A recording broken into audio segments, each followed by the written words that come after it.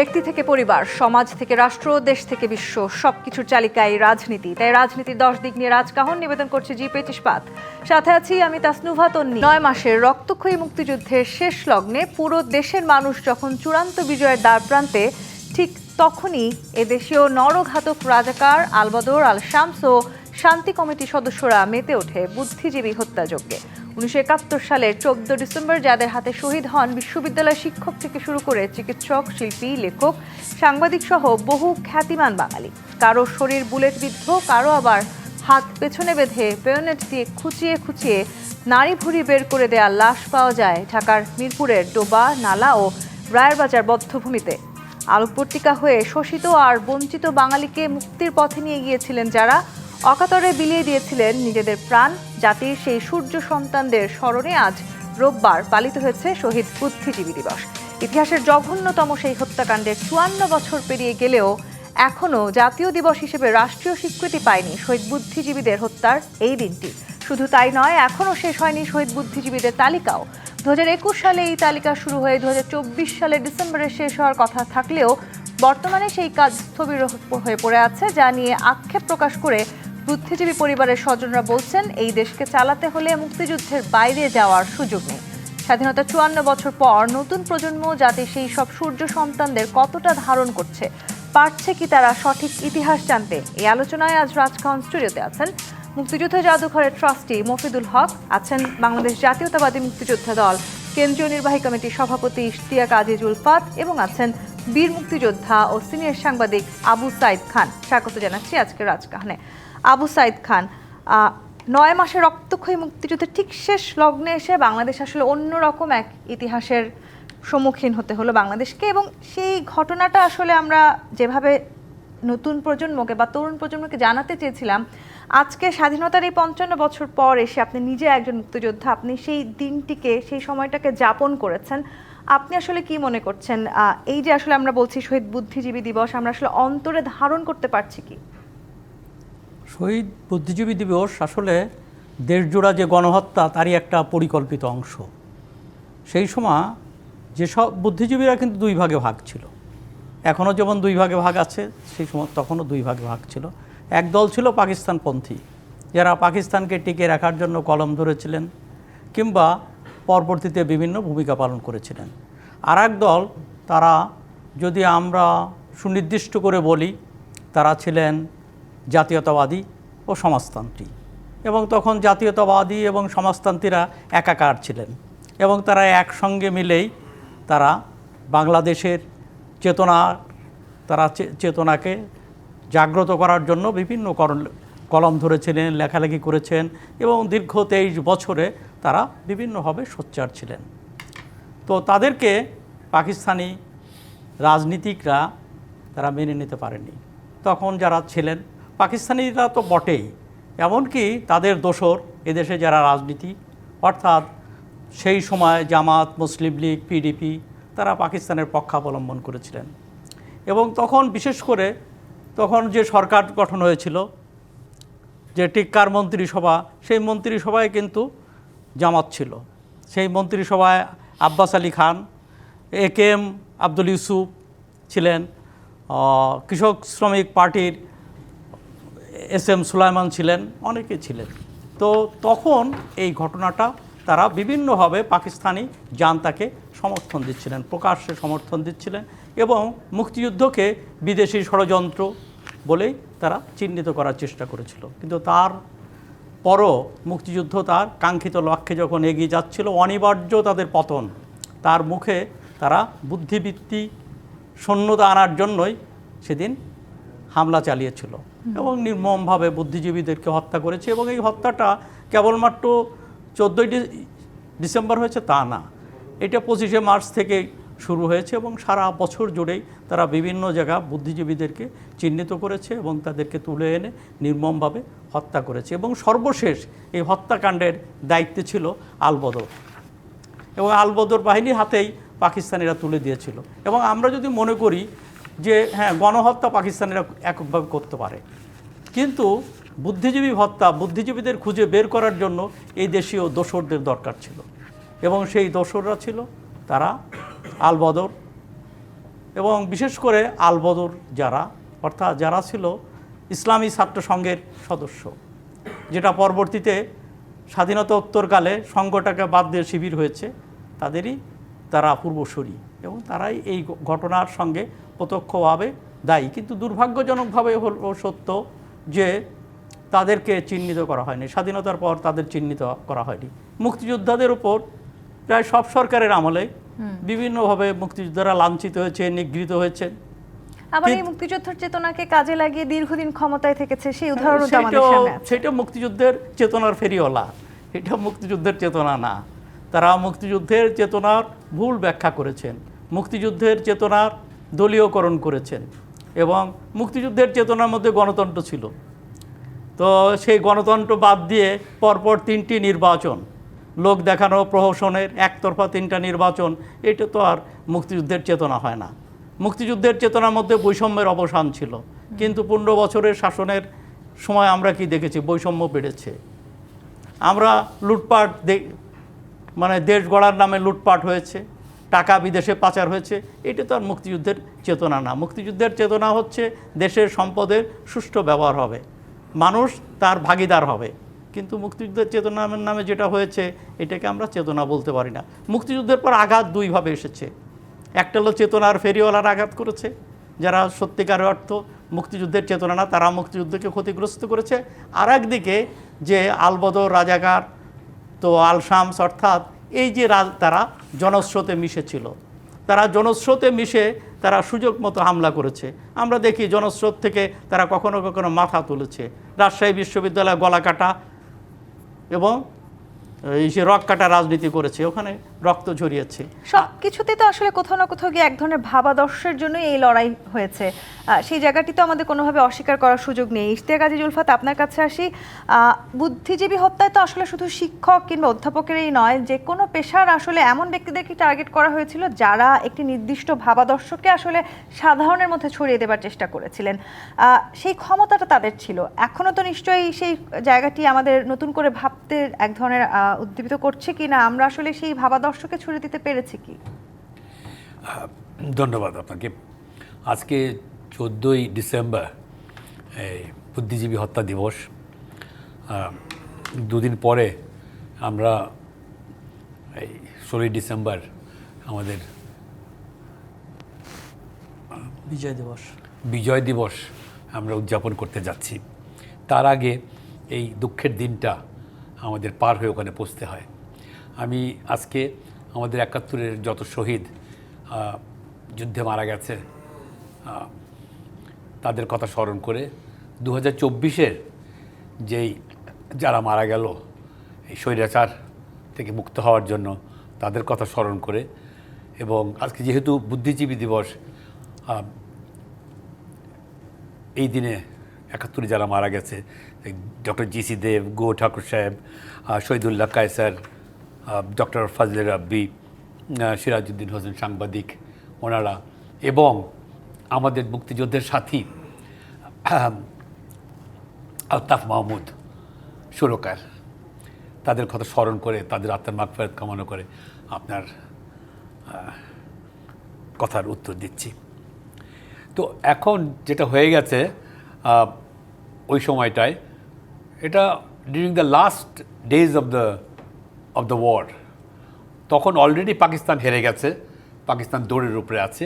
সারা দেশ থেকে সব আর্মিরা, সোলজাররা তারা হেডকোয়ার্টার্সের দিকে রিট্রিট করছে, এবং পথে যেখানে যেখানে পাচ্ছে মুক্তিযোদ্ধারা এবং দেশের মানুষরা তা আসে তাদেরকে প্রতিহত করার চেষ্টা করছে।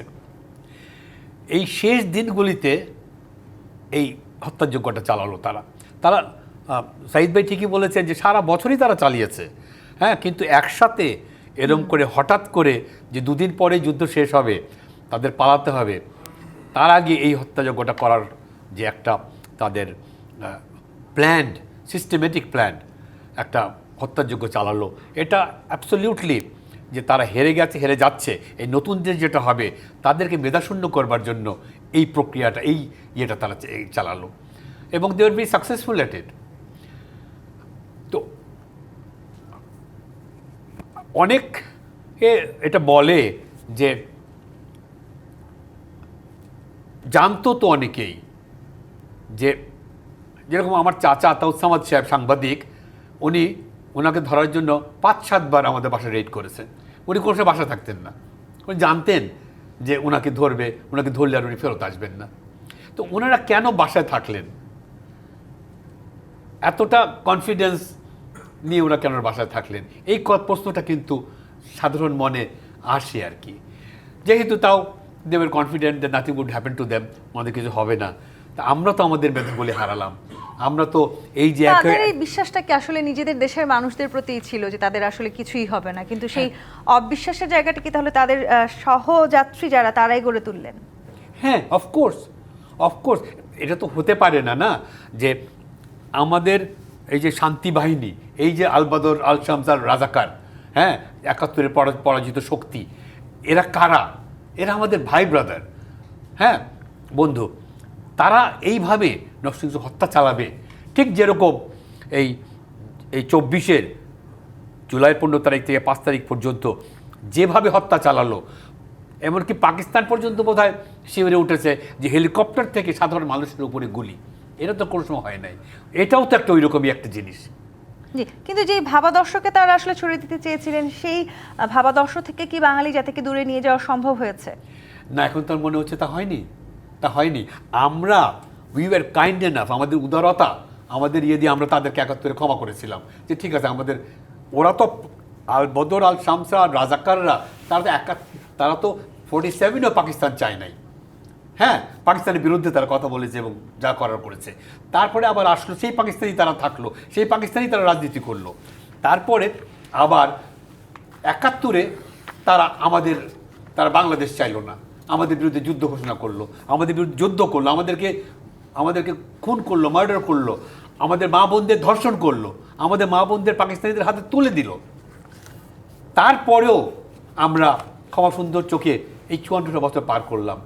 আমরা মনে করলাম যে এর মধ্যে তারা ক্ষমা চাইবে, তারা বলবে আমরা করি নাই, আমরা যারা এই 71-এর পরের প্রজন্ম, আমাদের সাথে তাদের কোনো সম্পর্ক নাই, তাদের হয়ে আমরা ক্ষমা চাচ্ছি। হ্যাঁ, আমরা এই দেশে থাকতে চাই, আমরা বাঁচতে চাই, আমরা সাধারণ যা করার, রাজনীতি করবার, হ্যাঁ, গণতান্ত্রিক মাধ্যমে আমরা তাই করতে চাই। কিন্তু আপনি কি দেখছেন? আপনি এই জায়গাটিতে আসবো, মফিদুল হক, আপনার কাছে আসি। বুদ্ধিজীবীদের এই যে হত্যাকাণ্ড, সেটি আসলে সেই সময় কি করা হয়েছিল? শুধুই সাধারণ জনগণের মনের মধ্যে এক ধরনের ভয়ভীতি সঞ্চার করবে, সেটি একমাত্র উদ্দেশ্য ছিল, নাকি আসলে একটি জাতিকে সুদূর প্রসারীভাবে একেবারে নিঃশেষ করে দেবার এক ধরনের প্রভাব ছিল?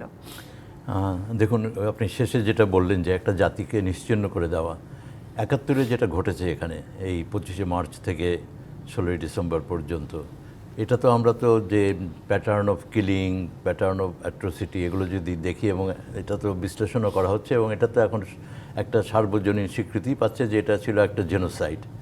এবং জেনোসাইডের যে সংজ্ঞা, যেটা বলা হয় জেনোসাইড কনভেনশনে, যে to destroy a nation either in whole or in part, এবং নেশন ছাড়াও আরও 3টা গ্রুপকে এখানে বলা হয়, যে ন্যাশনাল, রিলিজিয়াস, এথনিক্যাল ও রেশিয়াল।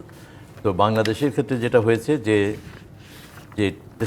জাতির বিনাশ, জাতির ধ্বংস সাধন, এই লক্ষ্য নিয়ে আক্রমণ, এবং যে কারণে দেখবেন যে আক্রমণটা কিন্তু বেসামরিক নাগরিকদের বিরুদ্ধে এবং যথেচ্ছ হত্যাকাণ্ড। যিনি বাঙালি জাতিসত্তাকে ধারণ করেন, তিনি আক্রমণের লক্ষ্য হয়েছেন। আর সেইখানে বুদ্ধিজীবীরা বিশেষভাবে লক্ষ্য হয়েছে, যেহেতু বুদ্ধিজীবীরা জাতিসত্তাকে যদি বলি সংজ্ঞায়িত করা, জাতিসত্তার যে একেবারে মূল সাংস্কৃতিক মূল্যবোধ, সেটাকে তারা তুলে ধরেন। আর এই আক্রমণে যেই আলোচনাটা এখানে হচ্ছিল, যে 14ই ডিসেম্বর যেটা ঘটলো, এই নিষ্ঠুরতার তো কোনো তুলনা নাই। পৃথিবীর ইতিহাসে কিন্তু অনেক সংঘাত আছে যেখানে বুদ্ধিজীবীরা টার্গেট হয়েছেন, বুদ্ধিজীবীদের নানাভাবে নিগৃহীত করা হয়েছে, কিন্তু একটা বিশেষ দিনে এইরকমভাবে তার আগে অভিযান চালিয়ে প্রায় 2 শতাধিক বুদ্ধিজীবীকে নিয়ে এই নদীর পাড়ে পরিত্যক্ত ইটভাটায় নিয়ে যে নিষ্ঠুরভাবে হত্যা করা, এটা এই দ্বিতীয় মহাযুদ্ধের যে হলোকস্ট হয়েছে সেখানেও কিছু কিছু ক্ষেত্রে বলা হয় যে এক্সট্রিম ক্রুয়েলটি। এবং এটা এখন আলোচনা হচ্ছে যে এক্সট্রিম ক্রুয়েলটির বিশ্লেষণ কী, এর পেছনে কারণ কি, এতটা নিষ্ঠুর কেন হলো। আমাদের কিন্তু এই 14ই ডিসেম্বরে সেই জায়গাগুলো একটু বিশ্লেষণ করাটা খুব প্রয়োজন। আপনি যদি সামরিক বিচারে দেখেন, তাহলে কিন্তু পাকিস্তান বাহিনীর বুদ্ধিজীবী হত্যা করার কোনো কারণ নেই। কোনো সামরিক তাকে কিন্তু এখানে কোনো অ্যাডভান্টেজও দিচ্ছে না। আর তার তখন কিন্তু পলায়নের যেটা এখানে আলোচনা হলো যে সে তখন কি করে মানে নিজের চামড়া বাঁচাবে, কিন্তু এরকম একটা সময়ে কতটা ঘৃণা নিয়ে তারা বাঙালি জাতির উপরে যে ঝাঁপিয়ে পড়েছিল সেইটার প্রকাশ। আর এই ঘৃণাটা তৈরির পেছনে তারা ধর্মকে ব্যবহার করেছে। আর এই ধর্মের সূত্রেই তারা একটা এই যে ধর্মের বিকৃতি দিয়ে যে তরুণ ছাত্র গোষ্ঠী একটা তারা তৈরি করেছিল বা আগাগোড়াই যেটা ছিল সেই গোটা আন্দোলনের, তো সবসময় এই বিরোধিতাটা ছিল। তাদের মধ্য থেকে যে ইসলামী ছাত্র সংঘের সদস্যদের নিয়ে যে আলবদর বাহিনী, এই আলবদর বাহিনীকে দিয়েই কিন্তু তারা এই কাজটা করিয়েছে। এবং অনেক ক্ষেত্রে দেখা গেছে যে চৌধুরী মঈনুদ্দিন যেমন তার শিক্ষককে সে তুলে নিয়ে যাচ্ছে, মোফাজ্জল হায়দার চৌধুরীকে তার ঘর থেকে তুলে নিয়ে যাচ্ছে, এবং তার কালো মাফলাটা যখন একবার খসে পড়লো তখন তার আইডেন্টিটিটা প্রকাশ পেল। তো এই যে ঘটনাগুলো, এক্সট্রিম ক্রুয়েলটির এই ঘটনাগুলো এবং একটা জাতিকে ধ্বংস করা যে জেনোসাইডাল যে ব্রুটালিটি, সেইখানে দেখেন পৃথিবীর ইতিহাসে কিন্তু অনেক নৃশংসতা আছে। আমরা যে শহীদ বুদ্ধিজীবী দিবস যে আমরা পালন করি, আমরা চাই যে নতুন প্রজন্ম সেটা আরও ভালোভাবে জানুক। পৃথিবীতে কিন্তু দ্বিতীয় আর কোনো জাতি নেই যার এরকম একটা দিন আছে। এখানে একটু বলতে হয় মফিদুল হক, আপনি নিজেই বারবার বলছেন যে জঘন্যতম হত্যাকাণ্ড ঘটেছে ইতিহাসের, এবং আপনারা যারা অগ্রজ আছেন আপনারা চাইছেন আসলে তরুণ প্রজন্ম বারবার এরকম একটা দিন যে আসলে পৃথিবীর ইতিহাসে আছে সেটি জানুক। কিন্তু যখন আসলে আমাদের চোখের সামনে এই খবরগুলো আসে, লুটের পর ফাঁকা হয়ে পড়ে আছে বরগুনা মুক্তিযুদ্ধ জাদুঘর, কিংবা এখনো পর্যন্ত স্বাধীনতা 54 বছর পেরিয়ে গেছে, রাষ্ট্রীয় স্বীকৃতি পায়নি এই দিবসটি, কিংবা শহীদ বুদ্ধিজীবীদের তালিকাটাও আসলে এখনো শেষ হয়নি, তখন আসলে আমাদের কষ্টের জায়গাটাও আরো বৃহৎ হচ্ছে কিনা? এখানে দুটো দিক, একটা হচ্ছে সরকারের ব্যর্থতা, আরেকটা হচ্ছে সমাজেরও অনেক করণীয় আছে, যে সামাজিকভাবেও অনেক উদ্যোগ নেওয়ার রয়েছে। তো এই দুটো মিলেই আমাদের দেখতে হবে। আর সেইখানে সরকারের দায়িত্বটা অনেক বড়। অনেক পরে হলেও দেখুন শহীদ বুদ্ধিজীবীর তালিকা প্রণয়নের কাজটা শুরু হয়েছিল, তার সঙ্গে আমার যেটুকু সংশ্লিষ্টতা ছিল 560 জনের একটা তালিকা হয়েছিল। পরে যে আরও প্রায় 150-র বেশি তালিকা প্রস্তুত হয়েছিল। আর এই তালিকাতে কিন্তু এই প্রস্তুতকালে যেটা দেখা গেছে যে এই বুদ্ধিজীবীর তালিকায় অনেক কিন্তু আলেম উলেমারাও সেখানে কিন্তু সেই তালিকায় স্থান পেয়েছেন, কেননা তারা ধর্মের যে মূল যে শিক্ষা সেটা নিয়েই তারা দাঁড়িয়েছিলেন এই নৃশংসতার বিরুদ্ধে, বাঙালি জাতির মুক্তির আন্দোলনের পক্ষে। ফলে এই কাজটি যে অসমাপ্ত আছে সেটা কেন এখনো সেটা মানে সমাপ্তির দিকে সরকারও তো নেওয়া বদল হলো না। হয়েছে মফিদুল হক, বিভিন্ন সময় আমরা বিভিন্ন সরকারকে তো রদবদল হতেও দেখেছি, তার মানে কোনো সরকারই কি আসলে যথেষ্ট প্রয়াস করেননি? এটা তো আমরা দেখেন আমাদের নানা রকম মানে রাজনৈতিক পতন অভ্যুদয়ের মধ্য দিয়ে আমরা চলেছি। যদি আপনি এই বুদ্ধিজীবী হত্যা এবং এই গণহত্যা দেখেন, গণহত্যা বিচারের জন্য যে উদ্যোগটা নেওয়া হয়েছিল স্বাধীনতার পরে, এবং এই দালাল আইন প্রণয়ন, তার সঙ্গে হচ্ছে ইন্টারন্যাশনাল ক্রাইমস ট্রাইব্যুনাল অ্যাক্ট যে আন্তর্জাতিক অপরাধের বিচারের জন্যে, এবং ইন্টারন্যাশনাল ক্রাইমস ট্রাইব্যুনাল অ্যাক্ট কিন্তু বাংলাদেশের জন্য একটা বড় অর্জন, বিশ্বের জন্যও একটা অর্জন, যে দ্বিতীয় মহাযুদ্ধের পরে গণহত্যার বিচারে কিন্তু নুরেমবার্গ ট্রাইব্যুনাল এবং টোকিও ট্রাইব্যুনাল পরে আর কোনো উদ্যোগ নেওয়া হয়নি। তখন যে স্নায়ুযুদ্ধের পৃথিবীতে এই উদ্যোগটা আর জাতিসংঘ নিতে পারেনি, কিন্তু বাংলাদেশই প্রথম কিন্তু এরকম একটা আইন প্রণয়ন করেছিল। কিন্তু সেই আইন প্রণয়নও কিন্তু আমরা দেখলাম বঙ্গবন্ধু হত্যার পরে সেটাও বাতিল হয়ে গেল। চেষ্টা করছি, কিন্তু সেই চেষ্টা আসলে কার্যকর কতখানি হচ্ছে সেটি নিয়ে প্রশ্ন থেকে যাচ্ছে। ইশতেকাজি জুলফাত, শহীদ বুদ্ধিজীবীরা সেই সময় আপোষ করলে হয়তো বাঁচতে পারতেন, আপনার কথার মধ্যে দিয়ে আমরা সেই গল্পের অনেকটা শুনছিলাম, কিন্তু তারা সেটি করেননি, তারা তাদের বিবেককে কোনোভাবেই রুদ্ধ হতে দেননি। আজকে 2025 সালে এসে দাঁড়িয়ে যদি আমরা বলি এখন আমাদের সময় যারা বুদ্ধিজীবী আছেন তারা আসলে ঠিক সেরকম সততা, সেই সৎসাহস তারা দেখাতে পারছেন কিনা এই রাজনৈতিক পরিস্থিতিতে দাঁড়িয়ে? একটি বিরতি নিয়ে ফিরে আমি আপনার উত্তর নিতে চাই। দর্শক, শহীদ বুদ্ধিজীবী দিবসের বিশেষ রাজকাহন থেকে বিরতি নিয়ে ফিরছি, সাথেই থাকুন। আরেকবার আমন্ত্রণ জি25 ইস্পাত নিবেদিত বিশেষ রাজকাহনে। ইশতেকাজি জুলফাত, প্রশ্ন রেখে বিরতিতে গিয়েছিলাম, শহীদ বুদ্ধিজীবীরা হয়তো আপোষ করলে সেই সময় বেঁচে যেতে পারতেন, সেই কথা বারবার আসলে আমরা আপনাদের বক্তব্যে বুঝতে পারছি, কিন্তু সেই সময় তারা তাদের বিবেককে রুদ্ধ হতে দেননি এবং তারা কোনোভাবেই নিজের দেশের সাথে আপোষ করেননি। আজকে ঠিক এত বছর পর এসে যখন 2025 সালে আমরা দাঁড়িয়ে আছি, সেই সময়টাতে এখন আসলে আমাদের সময় যারা বুদ্ধিজীবী আছেন তারা আসলে সেরকম সততা, সেই রকম সাহস, সেই রকম দেশপ্রেম দেখাতে পারছেন বলে কি মনে করেন? দেখেন, যখন পাকিস্তানিরা এই যে পরাশক্তি যারা আমাদের সাথে যুদ্ধে হেরে গেল তাদেরকে যখন ধরা হলো, এর সাথে আল বদর, আল শামস, আর রাজাকারদের ধরা হলো কোনো না কোনো কারণে, সেই সমস্ত মধ্যে ডেপতে যাওয়ার আজকে হয়তো আমাদের সময় নাই, কিন্তু তারা যখন কোনো শাস্তি না পেয়ে পার পেয়ে গেল, এই প্রথম আমাদের এই নতুন দেশে, তারপর থেকেই একটা প্রবণতা আছে যে একটা ক্রাইম করলে হ্যাঁ সেটা থেকে পার পাওয়া যায়। আমাদেরকে খুন করে, মার্ডার করে, রেপ করে, অনেক রকম অত্যাচার করে তারা সমাজে বেঁচে রইল এবং ব্যঙ্গ করল। আজকে দেখেন 50 বছর 54 বছর পর আজকে তাদের কত শক্তি। একজন বলেছে যে 71-এর মতন এইরকম কি বলেছে এটা, এত মূর্খ এবং এত বেয়াদ্দব প্রজন্ম আর কোনো দিন হয় নাই। ওকে, তারা বলছে যে কি রোজা আর পূজা এক জিনিস। তারা বলছে যে হযরত মুহাম্মদ সাল্লাল্লাহু আলাইহি ওয়াসাল্লাম আর শ্রীকৃষ্ণ এক। হ্যাঁ, তো এখন এই যে 71-এর যে পরাজিত শক্তি, এই রাজাকাররা আজকে এই জামাত যে এত বড় কল করতে পারছে এবং 71-কে তারা অস্বীকার করছে, এই যে সাহস, এই যে একটা জায়গায় দাঁড়িয়ে সাদাকে কালো বলা, আলোকে অন্ধকার বলা, হ্যাঁ সেই সব ভুলে গিয়ে তারা আজকে তারা ফেরত গিয়েছে 71-এর আগে, এবং 71 বাদ দিয়ে তারা 47 থেকে চলে আসছে 2024-এ, যে এটাই স্বাধীনতা। এটা হলো স্বৈরাচার মুক্ত একটা জি, এই বিপ্লব। প্রশ্নটাও তো আসলে এখন সবাই করছে। আবু সাইদ খান, মুক্তিযুদ্ধকে আর এই 24-এর গণঅভ্যুত্থানকে এক করার সুযোগ আসলেই আমাদের সামনে কোনোভাবেই আছে কিনা? তেমনি যখন বলছিলেন আমাদেরকে ইশতিয়াক কাজী উলফাত জামায়াতের বক্তব্য, আমি একটু বলতে চাই, বাংলাদেশ জামায়াত ইসলামী সেক্রেটারি জেনারেল অধ্যাপক মিয়া গোলাম পারওয়ার তিনি বলেছেন 54 বছরের বুদ্ধিজীবী হত্যা তদন্ত বা বিচার করা হয়নি, ঢালাওভাবে দিল্লির পরিকল্পনায় জামাতকে জড়িয়ে সবসময় বয়ান চালিয়ে নেওয়ার জন্য এটা করা হয়েছে।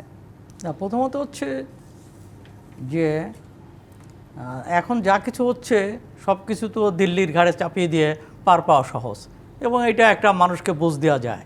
কেননা শেখ হাসিনা দিল্লিতে আছেন এবং দিল্লির বিভিন্ন শেখ হাসিনার শাসনামলে তাদের অপকর্ম আছে, এবং তারা বাংলাদেশের স্বাধীনতার প্রতি তারা যে বীতশ্রদ্ধ ছিল এটা তো আমরা লক্ষ্য করেছি। কিন্তু 71 অন্য জিনিস। 71-এ বাংলাদেশের মুক্তিযুদ্ধের সঙ্গে ভারতের জনগণের একটা হৃদ্যিক সম্পর্ক গড়ে ওঠে, এবং তারা সরকারের আগেই জনগণের সঙ্গে সম্পর্কটা গড়ে ওঠে, এবং সেই সরকার সেদিনের যে বাস্তবতাই হোক মুক্তিযুদ্ধের পক্ষাবলম্বন করেছিল, সোভিয়েত ইউনিয়ন মুক্তিযুদ্ধের পক্ষাবলম্বন করেছিল। এর পিছনে তাদের ভূরাজনৈতিক স্বার্থ থাকতে পারে, সেটা অন্য জিনিস, কিন্তু তারা মুক্তিযুদ্ধের পক্ষে ছিল এবং মুক্তিযুদ্ধের জন্য তারা সর্বাত্মকভাবে সহায়তা করেছে, আন্তর্জাতিক জনমত গঠনের চেষ্টা করেছে। এটা ঐতিহাসিক সত্য। তো এই সত্য তো আমরা উপেক্ষা করতে পারি না। সেটা যেমন উপেক্ষা করতে পারি না, ঠিক একই সময় আবার এই বুদ্ধিজীবীদের জাতির সূর্য সন্তান বলে পড়ার এটিও বলেছেন 65 সালে পরাজয়ের বদলা নিতেই 71 সালে ভারত এই যুদ্ধে অংশ নেয় এবং এদের যেন স্বাধীনতার পর দাঁড়াতে না পারে, তাদের আধিপত্যে যাতে বাধা দিতে না পারে, সেই জন্য তারাই বুদ্ধিজীবীদেরকে খুন করেছিল। 65 সালের যুদ্ধ ছিল হচ্ছে ভারত পাকিস্তানের যুদ্ধ, আর এইটা ছিল পাকিস্তানের সঙ্গে বাংলাদেশের যুদ্ধ, ভারতের যুদ্ধ ছিল না। ভারত সেই যুদ্ধের সঙ্গে একাত্ম হয়েছিল কিংবা সহযোগিতার হাত বাড়িয়েছিল, কিন্তু এটা মোটেই ভারতের যুদ্ধ ছিল না। এটা ছিল আমাদের নিজস্ব অধিকার অর্জনের যুদ্ধ, আমাদের নিজস্ব স্বাধীনতা অর্জনের জন্য আমরা যুদ্ধ করেছি। অতএব এইটাকে আজকে এটা ঠিক যে এ ব্যাপারে মুক্তিযোদ্ধাদের ব্যর্থতা আছে, যে মুক্তিযুদ্ধের যে সমস্ত যারা মুক্তিযুদ্ধের নামে দেশ শাসন করেছে তাদের ব্যর্থতার কারণেই আজকে তারা এটা বলার স্পর্ধা দেখাচ্ছে, এবং তারা বিভিন্ন সময় বাংলাদেশের সব দলই, সব বড় বড় দলই আমরা দেখি যে জামাতের সঙ্গে হাত মিলিয়ে রাজনীতি করেছে, কেউ আন্দোলন করেছে, কেউ সরকার গঠন করেছে। অতএব এইভাবে জামাতকে রাজনীতির অঙ্গনে জায়গা করে দেওয়া হয়েছে, এবং সেই জায়গা পেয়ে এখন সবারই ঘাড়ে চড়েছে। একসময় তারা তো এখন ধরেন যে বিএনপিরও ঘাড়ে চড়েছে, এখন বিএনপিকে একসময় বিএনপির সঙ্গে তারা আন্দোলন করেছে, এখন তারা বিএনপিকে কটাক্ষ করছে এবং মুক্তিযুদ্ধকে কটাক্ষ করছে। অতএব এখন একটা বিষয়টা হলো যে হ্যাঁ, আমরা স্বৈরাচারের 15 বছর, শেখ হাসিনার 15 বছর শাসনকে আমরা ধিক্কার জানাই, প্রতিবাদ জানাই, আন্দোলন হয়েছে, সে আন্দোলন অত্যন্ত যৌক্তিক আন্দোলন। আর শেখ হাসিনা আর মুক্তিযুদ্ধ তো এক জিনিস না। মুক্তিযুদ্ধ হচ্ছে জনগণের যুদ্ধ, এবং এই যুদ্ধ যদি বলেন যে সেই যুদ্ধে, হ্যাঁ সেই যুদ্ধের নেতা শেখ মুজিবুর রহমান প্রধান নেতা ছিলেন, উনি একাও নেতা ছিলেন না, আরও অন্য নেতারাও ছিলেন। তো সবাই মিলে যুদ্ধ হয়েছে, কিন্তু এটাকে ব্যক্তিকরণ, শেখ হাসিনার শাসন আমলে এটাকে ব্যক্তিকরণ করা হয়, দলীয়করণ করা হয়, পারিবারিককরণ করা হয়, এবং এর মধ্য দিয়ে তো মুক্তিযুদ্ধে একটা ভুল মেসেজ সাধারণ মানুষের মধ্যে আবার চলে সেখান গেছে। থেকে বেরিয়ে আসার জন্যই আমরা গণঅভ্যুত্থান হতে দেখলাম 24-এ, কিন্তু এই গণঅভ্যুত্থান, মফিদুল হক আপনার কাছে আসি, এর আগেও গণঅভ্যুত্থান হয়েছে বাংলাদেশে, কিন্তু যখন আসলে বারবার কোথাও না কোথাও থেকে গণঅভ্যুত্থানকে, মুক্তিযুদ্ধকে ছাপিয়ে সামনের দিকে এগিয়ে নিয়ে যাওয়ার চেষ্টা করা হয়, তখন আসলে আপনারা কি বলার চেষ্টা করছেন? দেখুন, আবু সাইদ খানও যেটা বললেন, ৭১-৭১ই, আর তারপরে তো মানুষের যে মুক্তির আকাঙ্ক্ষা, এবং সেটা নিয়ে তো আমরা অনেক আন্দোলন সংগ্রাম করেছি। ৯০-এর গণ আন্দোলনও তার একটা দিক, আর ২৪-এর আন্দোলন হচ্ছে তার একটা বিশাল একটা মাত্রা নিয়ে, সেটা তার অভ্যুদয়। আর এই আন্দোলনে যদি আপনি দেখেন, তাহলে মূল যেটা দেখবেন যে নতুন প্রজন্ম এখানে বিপুলভাবে অংশগ্রহণ করেছে, এবং তারা কিন্তু ওই মুক্তির স্বপ্ন দ্বারা তাড়িত হয়ে, তারা কিন্তু ঠিক ওই যে দলীয় বা, তো সেইখানে কিন্তু একটা দিক মানে খুব দেখার আছে যে এই মুক্তির আকুতি আর ৭১-এর আকুতি কিন্তু তার একটা সামঞ্জস্য আছে, একটা যোগসূত্র আছে। ফলে আমরা দুটোকে কিন্তু ওইভাবে মেলাতে পারি। আর রাজনীতিকরণ কিন্তু এটাকে একটা অন্যদিকে নিয়ে গেছে, এবং প্রত্যেকটা রাজনৈতিক গোষ্ঠী এটাকে তার মতো করে ব্যবহার করার জন্য চেষ্টা করছে, যে কারণে দেখবেন যে ওই তরুণ সমাজ কিন্তু আর এই কোনো রাজনৈতিক গোষ্ঠীর সঙ্গে সেইভাবে আর আগের মতো সামিল নেই। কিন্তু তারা কি তাদের স্বপ্নটা বিসর্জন দিয়েছে? সেটা তো দেয়নি। এবং সেইখানেই আমার মনে হয় যে মুক্তিযুদ্ধের ধারাবাহিকতায় এই আন্দোলনটাকেও আমরা সেইখানে দেখে আমরা যদি ভবিষ্যতের দিকে তাকাই, তাহলে একটা নতুন বাংলাদেশের সম্ভাবনা আমরা দেখি। যে এই তরুণরা কিন্তু মুক্তিযুদ্ধের চেতনাটা কিন্তু গণ আন্দোলনে বারবার উঠে এসেছে, এবং সেই চেতনাতে হয়তো কেউ বিকৃত করতে চেয়েছে, কিন্তু তারা কিন্তু সঠিকভাবেই সেটা বুঝেছে যে এই অঞ্চলের মানুষ যে মুক্তির আকুতি নিয়ে যে বিপুল লড়াই করেছে, আমরাও আবার মুক্তির জন্য নতুন লড়াইয়ে সেইভাবেই সামিল হচ্ছি। আপনি যখন বারবার তরুণদের কথা বলছেন, আবু সাইদ খান জহির রায়হানের কথা বলছিলেন, সেই সূত্র ধরে আপনাকে একটু প্রশ্ন করতে পারি, আসছে ফাগুনে আমরা দ্বিগুণ হব, জহির রায়হানের আরেক ফাগুন থেকেই আসলে এই শব্দটা উঠে এসেছিল, এবং এটি বহুল আলোচিত শব্দ ছিল সেই সময়টাতে। সেই দ্বিগুণ কি আমরা হতে পেরেছি? আমরা আসলে সেই জায়গাটিতে এক হতে পেরেছি পুরো বাঙালি জাতি? দেখুন, জহির রায়হান এটা যখন লিখেছিলেন ৫২ ভাষা আন্দোলনের পরে, এই ৫৩ সালের ২১শে ফেব্রুয়ারিটা দেখে, যখন কিনা নতুনভাবে ওই ২১শে ফেব্রুয়ারি উদযাপনটা শুরু হলো, তিনি তারপরে লিখেছিলেন। এবং ৫৪ সালেই কিন্তু মুসলিম লীগের পতন হলো, এবং একটা চড়াই উত্তরের মধ্যে দিয়ে আন্দোলন। আবার দেখুন, এই জহির রায়হানই কিন্তু, যদি বলি যে বুদ্ধিজীবী হত্যার শেষ শিকার, ৩০শে জানুয়ারি ১৯৭২ তিনি মিরপুরে তার যে তিনি যে শাহাদাত বরণ করলেন। তো ইতিহাসটা কিন্তু আমাদের অনেক শক্তিময়তার পরিচয় দেয়। আবার এই জহির রায়হানের ওই আসছে ফাল্গুনের বাণীটাই কিন্তু আবার ২৪-এর গণ আন্দোলনে উঠে আসলো। আবার দেখুন ওই গানটি, মুক্তির মন্দির সোপানতলে, এটা তো ব্রিটিশ আমলে বলা যায় যে ঔপনিবেশিক শাসন শোষণ বিরোধী একটি গান। এটা আবার বাংলাদেশের এই আন্দোলনেও সেটা যুক্ত হলো, মুক্তিযুদ্ধেও যুক্ত হলো, আবার ২৪-এও চলে আসলো। ফলে আমি সেই অর্থে কিন্তু একটা পরম্পরা দেখি, আর তারুণ্যের সাহস, শক্তি, প্রেরণা, সেটা কিন্তু তারা বারবার দেখিয়েছে, ২৪-এও দেখিয়েছে। তো সেটা তো বাংলাদেশের শক্তির জায়গা। আর এই যে রাজনীতিতে যেই আমরা যে ব্যর্থতা বা মানে অনেক ক্ষেত্রে ধরেন এই যে জামাতে ইসলামের পক্ষ থেকে যে কথাগুলো বলা হচ্ছে যে এই গণহত্যা ভারতীয়রা করেছে, এর চেয়ে জঘন্য মিথ্যাচার বা ইতিহাস বিকৃতি তো আর হতে পারে না। তো আবার দেখুন, গণহত্যা নিয়ে যে তাত্ত্বিক কাঠামো আছে, গ্রেগরি স্ট্যান্টনের, উনি একটা বিশ্লেষণ করেছেন গণহত্যার 10টি ধাপ, কিভাবে ধাপে ধাপে গণহত্যা ঘটে। ৯ম ধাপ হচ্ছে নিশ্চিহ্নকরণ, আর 10ম ধাপ উনি বলছেন যে ডিনায়াল, যারা করেছে তারা এটা অস্বীকার করবে। তো যারা এটা বলছে তারা কিন্তু ওইখানেই তারা প্রমাণ করছে যে তারা গণহত্যাকারী, পাকিস্তান যেমন করছে। তো আমাদেরকে আজকে কিন্তু অনেক রকমভাবে বিশ্লেষণমূলক হতে হবে, আর মুক্তিযুদ্ধের মূল্যবোধকে সার্বজনীন করতে হবে। এটা কোনো দলীয় মূল্যবোধ নয়। আর তরুণরা কিন্তু ওই সার্বজনীন করার আকুতিটা প্রকাশ করেছে ২৪-এর অভ্যুত্থানে। তো ফলে আমি মনে করি যে আমরা আজকে মুক্তিযুদ্ধের যে এই যে বুদ্ধিজীবীদের যে ভূমিকা এবং কি নৃশংসভাবে তাদেরকে নিশ্চিহ্ন করা হয়, এই কথাগুলো সবার জানা দরকার, সবার বোঝা দরকার, এবং তারা কোন মূল্যবোধ বহন করেছে। তাদের এই মূল্যবোধের জায়গাগুলো, এবং তাদের আসলে আমরা যদি বলি বুদ্ধিজীবীদের কাজ হয়তো একটা সময় ব্যর্থতার বিরুদ্ধে কথা বলবেন তারা, সেটি আমরা ভাবতেই পারি। তারা বিদ্রোহ করবেন, তারা চিন্তার বিদ্রোহ করবেন, কিন্তু তারা আসলে যে বিদ্রোহগুলো করার শক্তি রেখেছেন, তারা যেভাবে ব্যর্থতার বিরুদ্ধে কথা বলার শক্তি দেখিয়েছেন, আজকে আমাদের এই সময়টাতে এসে আমরা সেটি খুব একটা দেখছি কি?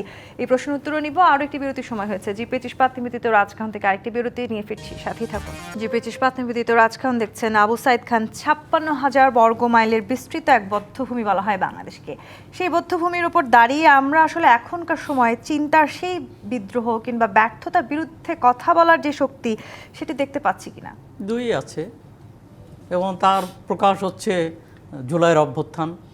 তো তারা তো এই সমস্ত ব্যর্থতার বিরুদ্ধে, সমস্ত নির্যাতনের বিরুদ্ধে, এক ধরনের স্বৈরশাসনের বিরুদ্ধে তো তারা কথা বলেছে, অধ্যত্ব দেখিয়েছে, বৈষম্যের বিরুদ্ধে কথা বলেছে। হ্যাঁ, যে জিনিসটা হয়েছে যে আমরা সবসময় যে একটা অভ্যুত্থানের মধ্য দিয়ে কিংবা মুক্তিযুদ্ধের মধ্য দিয়ে যে স্বপ্ন দেখে মানুষের আকাশ ছোঁয়া স্বপ্ন থাকে, সেখানে পৌঁছতে পারি না।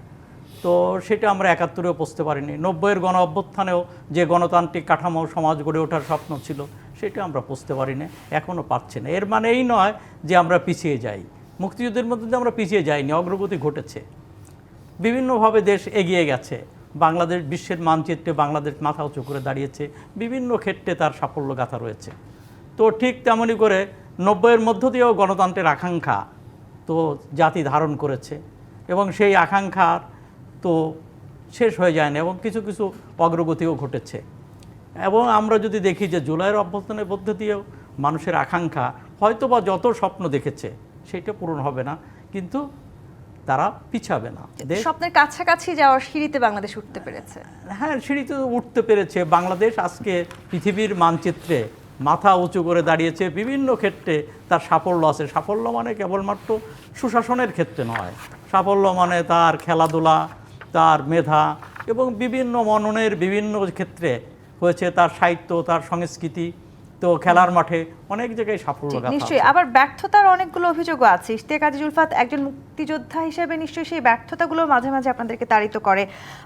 এখনো পর্যন্ত এই স্বাধীনতা 54 বছর পরেও এই হত্যাকাণ্ড নিয়ে এখনো পর্যন্ত কোনো তদন্ত হয়নি। সেই সাথে গেজেটে এখনো পর্যন্ত শহীদ সেলিনা পারভীনের নামটিও নেই। হ্যাঁ, ওটা তো আছেই।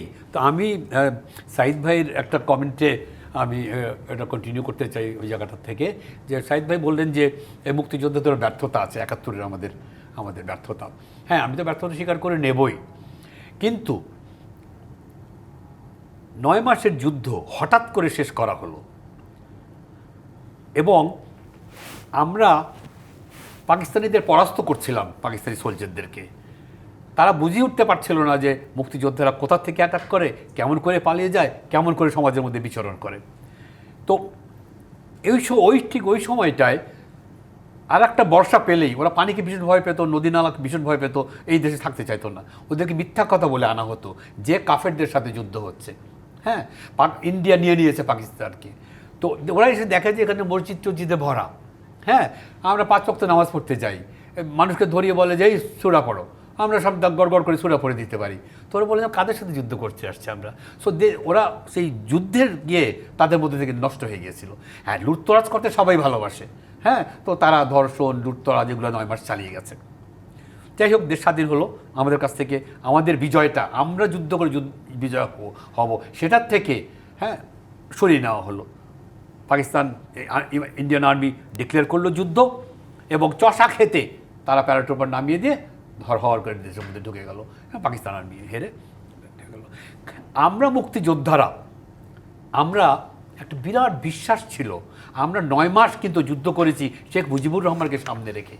হ্যাঁ, আমাদের ক্যাম্পে আমাদের ইয়েতে ব্রিফিং দেওয়া হতো যে আমাদের নেতা পাকিস্তানে আটকা আছে। সেই নেতা যে 25 তারিখে প্লেনে উঠে পালিয়ে গেছে, হ্যাঁ, সেটা আমরা বলতাম, আমরা তাকে আমাদের তখন নেতাই মানতাম। সে যখন আসলো দেশে, এসে আমরা তাকে গোল্ডের প্ল্যাটারে আমাদেরকে শাসন করতে, আমাদের দেশটাকে আমরা তাকে দিয়ে দিলাম।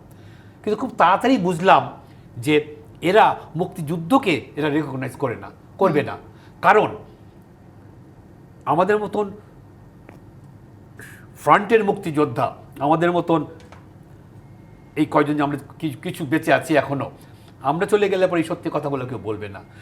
মুক্তিযুদ্ধের মধ্যে 9 মাসে আমি কোনো আওয়ামী লীগের মুক্তিযোদ্ধা, সশস্ত্র হাতে আমি পাইনি। কোথাও না কোথাও গিয়ে আসলে ক্ষমতায় থাকার জন্য মুক্তিযুদ্ধকে যথেষ্টভাবে ব্যবহার করা হয়েছে। মফিদুল হক, ক্ষমতার পক্ষে না ক্ষমতাহীনের ক্ষমতা হয়ে উঠতে চাইতেন বুদ্ধিজীবীরা, সেটি আসলে এখন আপনি কিভাবে বিশ্লেষণ করতে চান?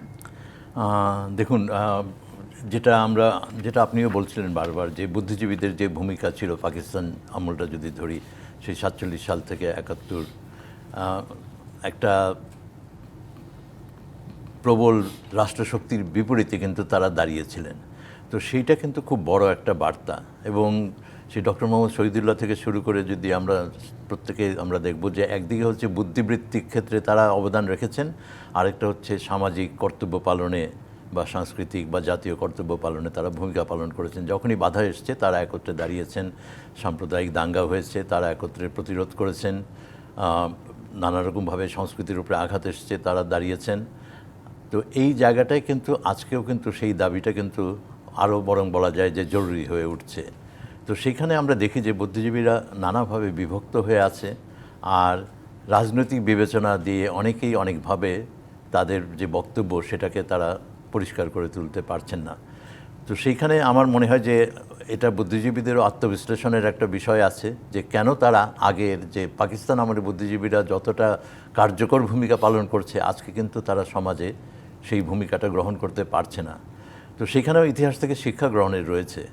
আর আমার মনে হয় যে এটাও আমি বলবো যে এই সব যেসব ঘটনা ঘটছে, ধরেন বাউলদের উপরে আক্রমণ বা এই যে নারীদের উপরে আক্রমণ, সেখানে কিন্তু সামাজিক প্রতিরোধটাও আমরা আবার দেখছি। তরুণ প্রজন্ম কিন্তু সেখানে একটা ভূমিকা গ্রহণ করার চেষ্টা করছে। ফলে সব কিছু যে আগের মতো হবে তা নয়, কিন্তু অতীত থেকে কিছু শিক্ষা গ্রহণ করার রয়েছে। আর অতীতের যে বুদ্ধিজীবীদের যে আমরা সম্মান করি, সেটা যেমন তাদের জ্ঞানের জন্য সম্মান করি, তেমনি তাদের যদি আমরা বলি যে অ্যাকশন বেসড তাদের যে ভূমিকা, সেটার জন্য সম্মান করি। তো সেটা নানাভাবে নানাজন করেছেন। মনির চৌধুরীর কবর নাটকও কিন্তু তার একটা পরম উদাহরণ। আপনি যেমন আরেক ফাল্গুন বললেন, আবার জহির রায়হান তো আরও অনেক কাজ করেছেন, শহীদুল্লাহ কায়সার অনেক ধরনের কাজে যুক্ত ছিলেন। তো ফলে বুদ্ধিজীবীর ভূমিকাটা যেন রাজনীতির সঙ্গে খুব বেশি সংশ্লিষ্ট না হয়, আর বুদ্ধিজীবীর জন্য কোনোভাবেই রাষ্ট্রের আনুগত্য, রাষ্ট্রের অনুকম্পা সেটার জন্য যেন তাড়িত না তারা হয়। সকলের হয়ে উঠুক, জনসাধারণের হয়ে উঠুক, সেই প্রত্যাশা আমরা মুক্তিযুদ্ধ রাখতে চাই। সার্বজনীন হবে, বুদ্ধিজীবীদের ভূমিকাটাও সেখানে ধন্যবাদ মফিদুল হক, ইশতিয়াক, কাজী জুলফাত, আবু সাইদ খান, আজকে আমাদেরকে এই বিশেষ রাজখানে সময় দেওয়ার জন্য। দর্শক, আজকের মতো বিদায় নিচ্ছি জি25 রাজখান থেকে। ফিরবো আগামীকাল রাত 10টায় নতুন রাজকাহন নিয়ে। টিভিসির সঙ্গে থাকুন।